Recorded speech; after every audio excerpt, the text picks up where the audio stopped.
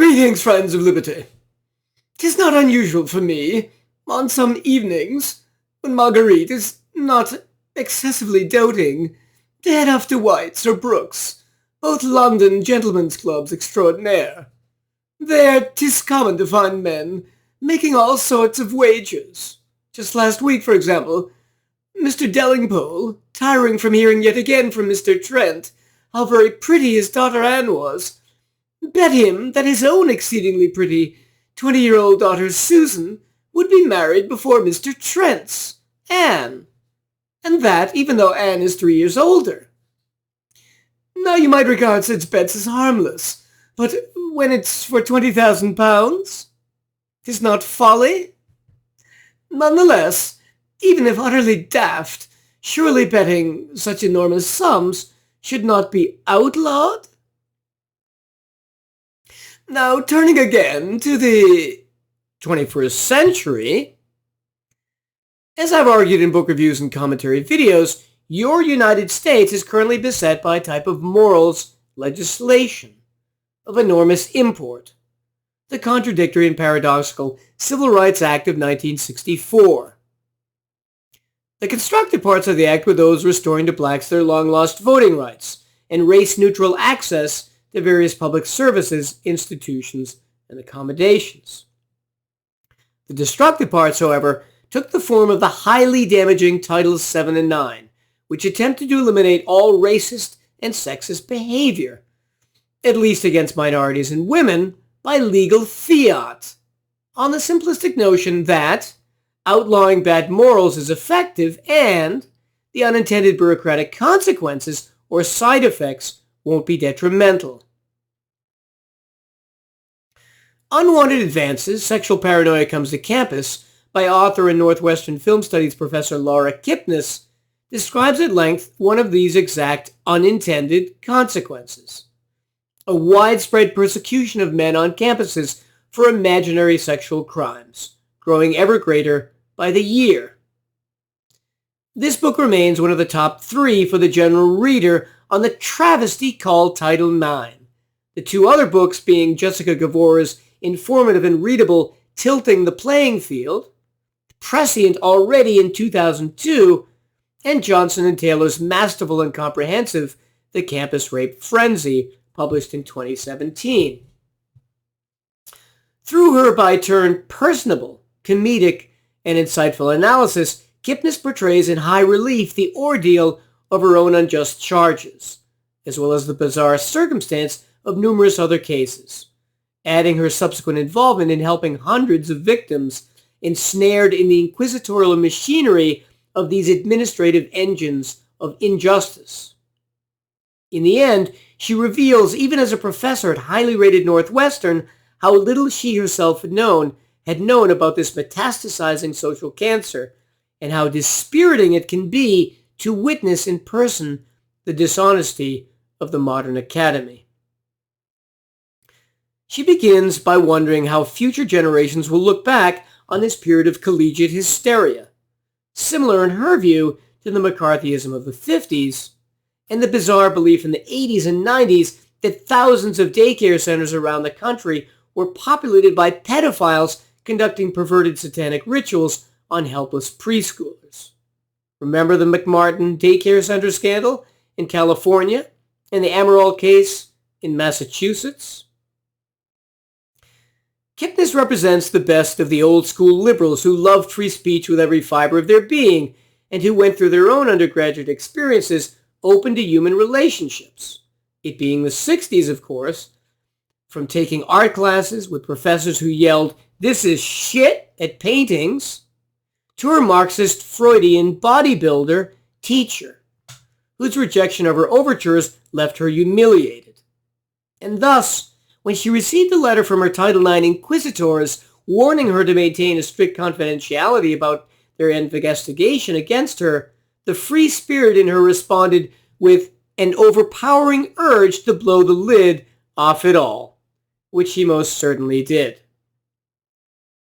What crime had triggered her threatening Title IX letter and started the gears of the well-oiled modern administrative persecutorial machinery turning?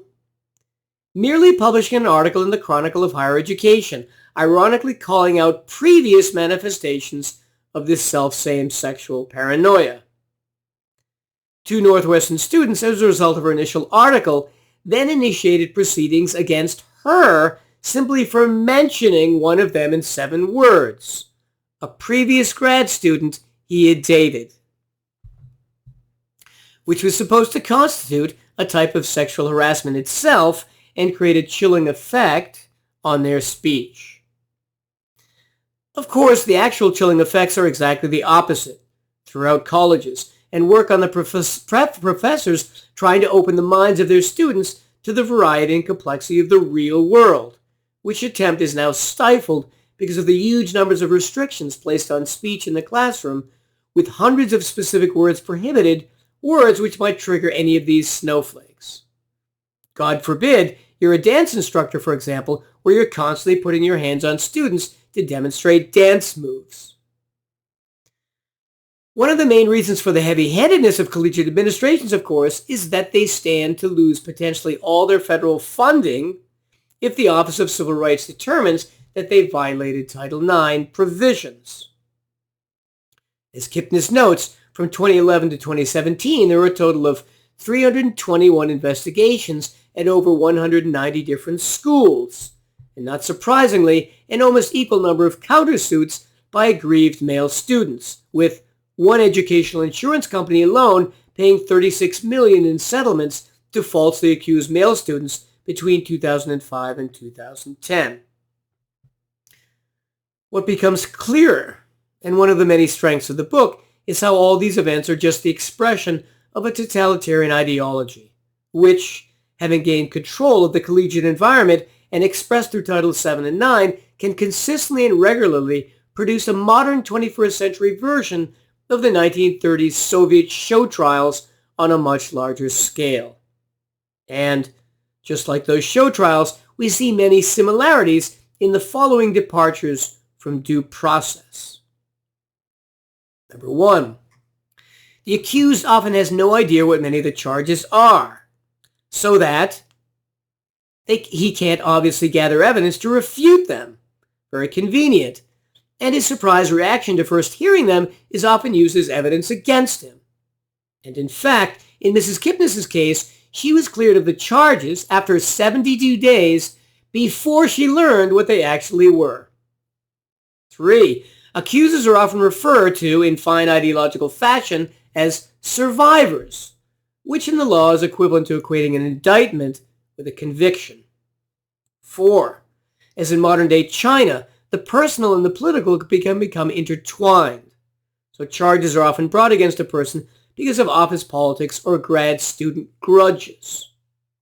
Number 5.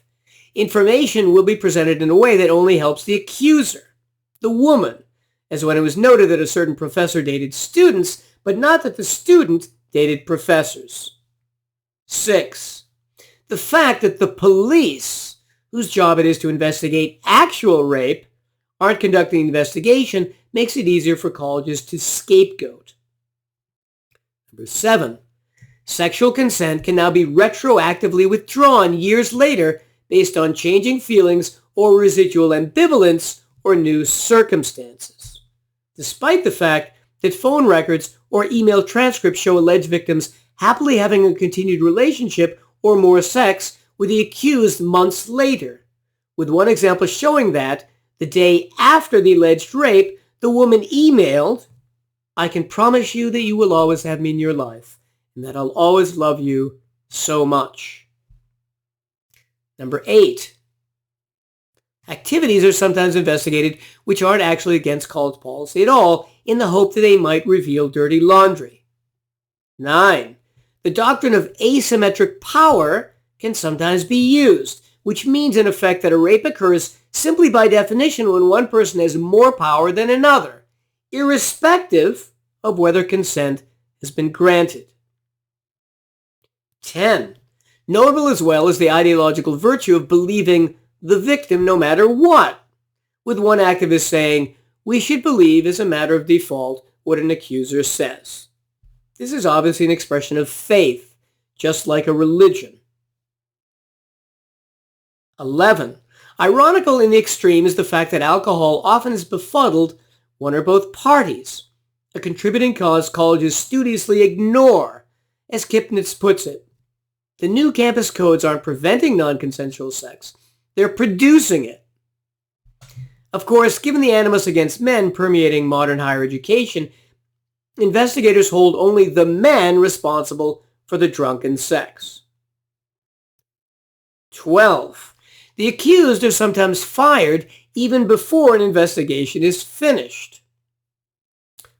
13. As is often the case with Title IX ideology, the use of bogus numbers, such that only 2% of women falsely claim rape, which false number came from archfrem Susan Brownmiller, came from a New York appellate judge, which came from a single police department unit over 40 years ago.